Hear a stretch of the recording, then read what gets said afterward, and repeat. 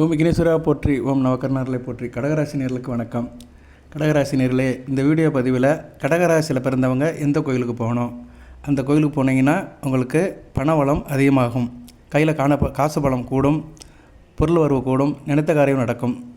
நீங்கள் இப்போ பெரிய பணக்காரன் ஆகணும், கோடீஸ்வரன் ஆகணும் அப்படின்னா நிச்சயமாக இந்த கோயிலுக்கு போட்டு வந்தீங்கன்னா அதுக்கு உண்டான ஒரு அமைப்பு கிடைக்கும், இறைவனுடைய அனுக்கிரகம் கிடைக்கும், நல்லா இருப்பீங்க. செய்கிற காரியம், தொழில், வியாபாரத்தில் நல்ல ஒரு முன்னேற்றம் இருக்கும்.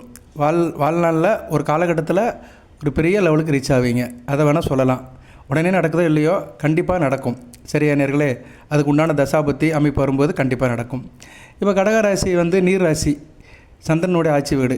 பொதுவாக நீங்கள் போகிற கோயில்கள்லாம் நான் நட்சத்திர ரீதியாக சொல்கிறேன். 3 நட்சத்திரத்துக்கும் எந்த கோயிலுக்கு போகணுன்னு அதை பின்னாடி சொல்கிறேன். பொதுவாக கடகராசியில் பிறந்தவங்க நீர்நிலை உள்ள கோயிலுக்கு போனீங்கன்னா நல்லாயிருக்கும். கடலோரம், ஆத்தோரம் இந்த பக்கம் இருக்கணும். அட்லீஸ்ட் கோயிலுக்கு எதுக்காக கம்மானாச்சும் இருக்கணும். அப்படிப்பட்ட கோயிலுக்கு போட்டு வந்தீங்கன்னா உங்களுக்கு இறைவனோட அருள் சீக்கிரமாக கிடைக்கும். அது எந்த சாமியாகவும் இருக்கலாம், அம்மனாக இருக்கலாம், சிவன் கோயிலாக இருக்கலாம், பெருமாள் கோயிலாக இருக்கலாம், முருகப்பெருமான் கோயிலாக இருக்கலாம், மற்ற எந்த தெய்வங்களாக, காவல் தெய்வங்களாக கூட இருக்கலாம். அந்த கோயிலை சுற்றி ஆறு, கம்மா, குளம் எல்லாம் கடல் சார்ந்த இடம் இருக்கணும். அப்படிப்பட்ட இடமா பார்த்து அடிக்க தூரம் போயிட்டு வந்தீங்கன்னா வாழ்க்கையில் முன்னேற்றமாகும். இது ஒரு வேத ஜோதிடத்தில் ஒரு அமைப்பு இருக்குது. அந்த தகவலை சொல்லிடுறேன். அதுபோக 3 நட்சத்திரம் இருக்குது. புனர்பூசம், பூசம், ஆயில்யம். இந்த 3 நட்சத்திரத்துக்கும் உண்டான கோயில்களை சொல்கிறேன். இந்த நட்சத்திரத்துக்கு உண்டான குணாதிசயங்களையும் சொல்கிறேன். சில தகவல்களை சொல்லிவிட்டு இந்த நட்சத்திரத்தை பிறந்தவங்க எந்த கோயிலுக்கு போனால் கோடீஸ்வரனாக ஆகலாம் அதை சொல்கிறேன். பொறுமையாக கேளுங்க, லைக் பண்ணுங்கள், சப்ஸ்கிரைப் பண்ணுங்கள். 3 நட்சத்திரத்துக்கு உண்டான அமைப்பை சொல்லிடுறேன். 3 நட்சத்திரமே கடகராசியில் தான் இருக்குது. புனர்பூசம் குருவி நட்சத்திரம், பூசம் சனி பகவானுடைய நட்சத்திரம், ஆயில்யம் புதனுடைய நட்சத்திரம். சரியா நேர்களே? இவங்களுக்கு இதன்படி தான் தசை நடக்கும். புனர்பூசத்துக்கு குரு தசை ஆரம்பிக்கும், பூசத்துக்கு சனி பகவான் திசை நடக்கும், ஆயிலியத்துக்கு புதன் திசை நடக்கும். சரியா?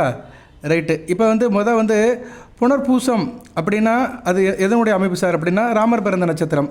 புனர்பூசத்துக்கு ஒரு பெரிய கிஃப்ட்டு ராமர் அந்த நட்சத்திரத்தில் தான் பிறந்தார். புனர்பூசம் அப்படின்னா திரும்ப கிடைக்காத ஒளின்னு அர்த்தம். ஒரு ஒளி திரும்ப கிடைக்காது, ஒன்ஸ் அப்படி சொல்லுவாங்களே, ஒரு தடவை வந்துச்சுன்னா திருப்பி வராத சொல்லுவாங்களே. அப்படின்னா புனர்பூசம் அப்படின்னாலே அதனுடைய அமைப்பு, அந்த நட்சத்திரத்தினுடைய வாகு அப்படின்னா திரும்ப கிடைக்காத ஒளின்னு அர்த்தம். பூசம் அப்படின்னா வளம் பெருக்குவதுன்னு அர்த்தம். பூசம்னால என்னென்னா வளத்தை பெருக்குவது, மல்டிபிகேஷன். எதாக இருந்தாலும் சரி, செழுமையை பெருக்குவது, மல்டிபிகேஷன் அர்த்தம், பெருக்கல்னு அர்த்தம்.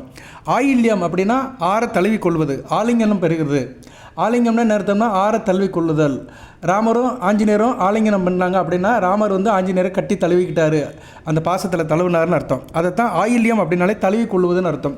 ரைட் நேர்களே? இந்த நட்சத்திரத்தை பிறந்தவங்க இது மாதிரி விஷயத்தில் கொஞ்சம் நல்ல ஒரு அக்கறையாக இருப்பாங்க. சரியா? இப்போ புனர்பூச நட்சத்திரத்தை பிறந்தவங்களாம் கொஞ்சம் பிரைட்டாக நல்லா இருப்பாங்க. சரியா? எந்த ஒரு வார்த்தையும் சொன்னால் காப்பாற்றுவாங்க. பூச நட்சத்திரம் நல்ல மல்டிபிகேஷன் இருக்கும். ஒரு விஷயத்தை பெருக்குவாங்க. தொட்ட இடம் தொலங்கும், போன இடம் நல்லபடியாக இருக்கும். தொட்ட இடம் தொழுங்க வரும், திருமகளே வருகன்னு சொல்ல மாதிரி பூச நட்சத்திரத்தில் பிறந்தவங்க அதுக்கு சொந்தக்காரனாக இருப்பாங்க. ஆயில்யம் அனைவரையும் அரவணைச்சு போவாங்க. சரியா? எல்லாத்தையும் அரவணைச்சு ஒருதா மக்களாக பாதிப்பாங்க. ரைட் நேயர்களே? இப்போ கோயில்களை சொல்கிறேன். 3 நட்சத்திரத்துக்கு உண்டான கோயில்களை சொல்கிறேன், பொறுமையாக கேளுங்க. புனர்பூசம், பூசம், ஆயில்யம் அடுத்தடுத்து சொல்கிறேன். அந்த கோயிலுக்கு வாழ்க்கையில் ஒரு தடவை போயிட்டு வந்துடுங்க. சரியா? வாழ்க்கையில் ஒரு தடவை போயிட்டு வந்தாலே போதும். வாய்ப்பு இருக்கிறவங்க அடிக்க தூரம் போகலாம், வருஷத்துக்கு ஒரு தடவை போகலாம்.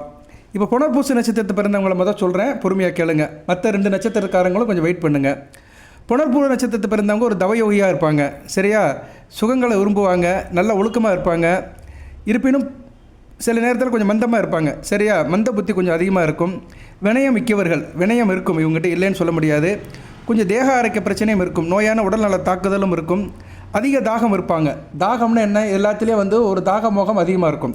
எல்லா விஷயத்துலேயும் கொஞ்சம் தாகம் அதிகமாக தான் இருக்கும். கடின வாக்கு இருக்கும், டக்குன்னு பேசிடுவாங்க. சரியா? மற்றவங்க புண்படுற மாதிரி பேசிடுவாங்க. சில நேரம் புத்திசாலித்தனமும் இருக்கும். சரியா? புத்திசாலித்தனத்திலே இருக்கும். இவங்க எந்த சாமியை சார் கும்பிடலாம் அப்படின்னா இவங்க வாணியம்பாடியில் உள்ள அதிதீஸ்வரர் கோயிலுக்கு போய்ட்டு வந்தால் சிறப்பாக இருக்கும். வாணியம்பாடி திருப்பத்தூர் மாவட்டத்தில் இருக்கிற வாணியம்பாடியில் உள்ள அதிதீஸ்வரர் திருக்கோயிலுக்கு ஒரு தடவை போய்ட்டு வந்துட்டாங்கன்னா இவங்களுக்கு கோடிகள் கிடைக்கும், கோடீஸ்வர யோகம் இருக்கும், வாழ்க்கையில் நல்ல லெவலுக்கு ரீச் ஆகலாம். ரைட்டு. அடுத்து பூசம்.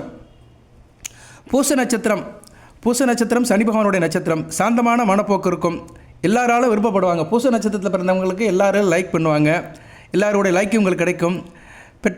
பெற்றோர்களையும் அன்பாக ஆதரிப்பாங்க, நல்ல ஒரு குணவானனாக இருப்பாங்க. சரியா? இவங்க வந்து எந்த சாமியை சார் கும்பிடணும் அப்படின்னா, பட்டுக்கோட்டையிலிருந்து ராமேஸ்வரம் போகும் பாதையில் கிழக்கு கடற்கரை சாலை ஈசிஆர் அப்படிங்கிறோம் பார்த்தீங்களா, அங்கே உள்ள அச்சயபுரீஸ்வரர் கோயிலுக்கு போயிட்டு வரலாம். அதாவது பட்டுக்கோட்டையிலிருந்து ராமேஸ்வரம் போல் ஈசிஆர் சாலையில் அச்சயபுரீஸ்வரர் கோயிலுக்கு போயிட்டு வந்தால் பூச நட்சத்திரத்துக்காரங்களுக்கு கோடீஸ்வர யோகம் நிச்சயம் கிடைக்கும். அடுத்து ஆயில்யம். ஆயில்யம் ஆதிதேசனுடைய நட்சத்திரம். ஆதிதேசன் தான் வந்து ஆயில்ய நட்சத்திரமாக பிறந்திருக்கிறாரு. சரியா? லட்சுமணனுடைய நட்சத்திரம். அந்த ஆயில்ய நட்சத்திரம் பார்த்தீங்களா, கடகராசியில் புனர்பூச ராமருடைய நட்சத்திரம், ஆயில்யம் வந்து லட்சுமணுடைய நட்சத்திரம். ஸோ கடகராசிங்கிறது வந்து ரொம்ப புனிதமான இடங்க. இன்னும் நிறையா சொல்லிட்டு போகலாம், வீடியோ எழுத்து அதிகமாக இருக்கும், நான் ஷார்ட்டாகவே சொல்கிறேன். ஆயில்ய நட்சத்திரம் வந்து ஆயில்ய நட்சத்திரத்தை பிறந்தவங்க பொதுவாக புத்திமானாகவும் இருப்பாங்க, பலவானாகவும் இருப்பாங்க, ஷார்ப்பாகவும் இருப்பாங்க, ஸ்ட்ராங்காகவும் இருப்பாங்க, சுகத்தில் ஆர்வமாக இருப்பாங்க. இந்த நட்சத்திரத்தில் பிறந்தவங்க வந்து எந்த தெய்வத்தை சார் வழிபடணும் அப்படின்னா, கும்பகோணத்திலிருந்து சூரியநானார் கோயிலில், கும்பகோணத்திலிருந்து சூரியநானார் கோயிலுக்கு போகிற சாலையில் இருக்கிற திருத்து தேவன்குடி, திருந்து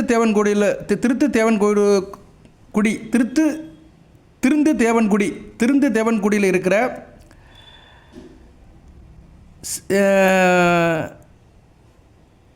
கடற்கரை ஈஸ்வரர் ஆலயத்தில் உள்ள சிவனை கும்பிடணும். சரியா? அதாவது எப்படின்னா, கடற்கரை ஈஸ்வரர் அந்த கோயில் உடைய மூலவர் பேர் கடற்கரை ஈஸ்வரர் கோயில். அது எங்கே இருக்குது சார்னா, கும்பகோணத்திலிருந்து சூரியநாராயணர் கோயிலுக்கு போகிற பாதையில் இருக்குது. சரியா? அங்கே இருக்கிற அந்த இடத்துக்கு பேர் திருந்து தேவன்குடியில் இருக்கிற கடற்கரேஸ்வரர் ஆலயத்துக்கு போனால் அங்கே உள்ள சிவனை கும்பிடலாம். ஸோ இந்த 3 நட்சத்திரத்துக்குமே சொல்லிட்டேன், நான் மிகச்சிறப்பாக பார்க்கப்படுகிறது. மறுபடியும் ஒரு தடவை சொல்லிட்டு வீடியோ நிறைவு பண்ணுறேன். புனர்பூசம் வாணியம்பாடியில் உள்ள அதிதீஸ்வரர் திருக்கோயில்.